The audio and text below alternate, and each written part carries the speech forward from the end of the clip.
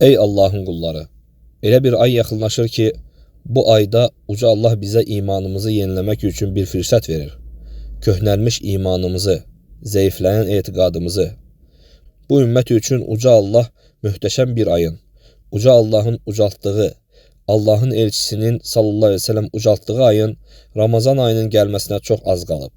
Elə bir ay ki, orada insanlar üçün hidayət olaraq, haqq yolu açıq aydın bəyan edən dəlillər və haqqı batildən ayıran ölçü olaraq Quran-Kərim nazil etmişdir. Uca Allah bu ümmətə Ramazan ayında oruç tutmağı vacib etmişdir.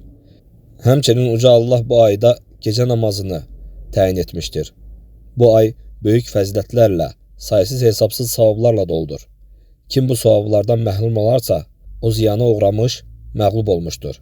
Kim isə bu savablara nail olarsa, o həqiqi saadətə çatmışdır. Allah'tan diləyir ki, bizi Ramazana yetiştirsin, bu ayı en güzel şekilde keçirmeyi nəsib etsin və öz dərgahında bizi en güzel halda göstersin.